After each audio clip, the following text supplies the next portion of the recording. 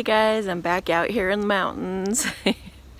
I just wanted to share with you guys like a little bit of my background. I was a fisher wife. I was a fisher wife. And I didn't even know what that term was a while ago, and I don't know where it comes from, but and I'm not going to pretend to know. But it's basically when you hound somebody and you're really critical of them and you ride them all the time and you constantly correct them. And it's not fun to live with. And at the time that I was doing it, I was so damn defensive that you could not even convince me that I was even doing that. But I wanted to bring it to your guys' attention because some of you are in relationships where you're acting like this. And so it's going to sound something like this. What? Seriously? 8 beers? Again? Like this is the 3rd night. Are you kidding me right now? Like you're going to get so fat. Or really you're going to wear that out? Oh my gosh, you are such an idiot. Like why do you dress like this? I can't even believe. Or spaghetti. Again, can't you get more creative than that? Can't you make more money? Can't you get that job that's like $1 million for crying out loud? Like we're totally broke. We have everything going wrong and all you do is, I can't even do it anymore. Look, if you guys sound like me, sound like what I just sounded like, if you guys are giving somebody a really hard time trying to blame them for the problems that you guys are having in your relationship, you are not grown up enough to be in a healthy relationship. I hate to say, you are not ready. You are just not ready. You don't love yourself enough. And the reason I say that is because we tend to say things about other people around us what we actually mean to say to ourselves. You're not good enough. You're not good enough. You need to try hard enough. You need to do this. You need to do that. You need to change. You need to be better. You need to be bigger. You need to be bolder. You need to be more. It's like if you're constantly pointing people's flaws out, especially that sweet person that you love and come home to every day, if you are like constantly giving them a hard time, that's just you not loving yourself. So what to do about that? If you catch yourself in that, and if you think, well, it really is their fault. If you're thinking that strongly that it totally is their fault, and if you're like me and you're just like, no, it really is their fault. If they would just be this certain way, then I would be okay, Then either you're with somebody who's totally disrespecting you and you shouldn't be with that person, period. So what the hell are you doing trying to fit that square peg into the round hole? If somebody's not treating you the way that you want to be treated naturally, let it go. Let it go. If you think he's daydreaming about some other girl, let it go. Let him go. Let him go to her. Don't resist anything. You know what I mean? It's like if he goes to the person that he's supposed to be with, then you can be with the person you're supposed to be with. And everybody gets, their happy ending. Everybody gets to be with the person that they want to be with. So stop holding on, you guys. Stop holding on when you're trying to change this person into something they don't want to be. And that they're being beat down to be. Either they're naturally what you want or they're not. Look at it that way.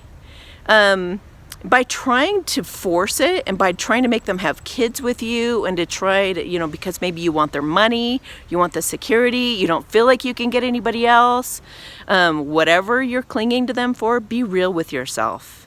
Why are you with this person? Just really question it at a gut level. Read the book, Getting Real. It's really good. It's a red and white and black book. I'll put the link below. So just have a reality check with yourself sometimes. Check your intentions. Why am I doing this? Why am I clinging to this unhappiness? So what's the other thing I was going to mention with that? Yeah. To love yourself. All right. And yes, it's called taking personal responsibility. That's the fancy name for it. Taking personal responsibility. But it's basically being able to be self-aware. And to realize that you are the one who's responsible for your own happiness, nobody else. And I used to hear that and just be like, what do you mean by that? That makes me so mad. It's like, you get to a point when you really start going inward and taking a look at your life where you're able to see yourself more clearly and you're able to see others more clearly, and you're able, and I encourage everyone listening to this or watching this, you're able to go, you're able to, you know how to make yourself happy.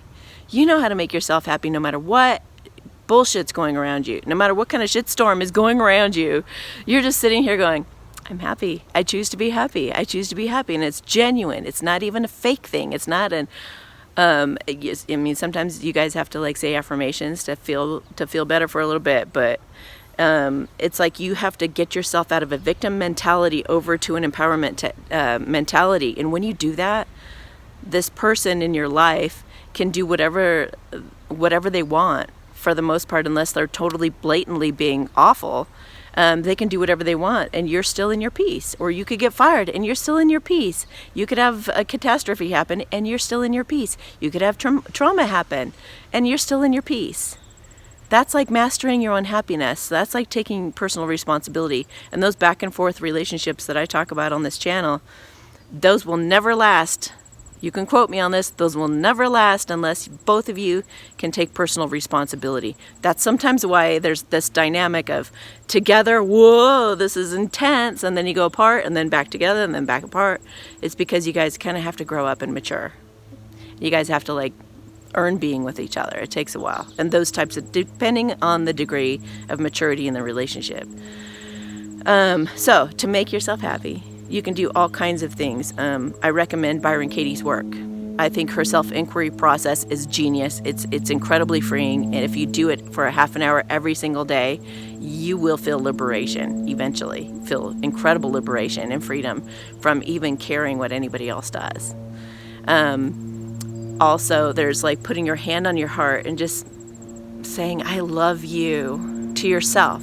To yourself is key, because if you love yourself, you're going to love others. If you love yourself unconditionally, flaws and all, and you can just be like, man, I love you so much, even when you say the wrong things and do the wrong things and dress the wrong way and people pick on you and people say that you're stupid or whatever it is.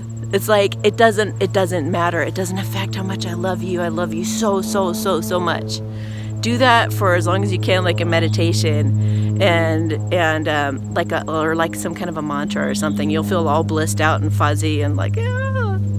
So get to that point any way that you can. Look at my resources page, browse the internet, but do whatever you can to become more self-aware, and you will be empowered, you will be free, and you will be so much better of a partner.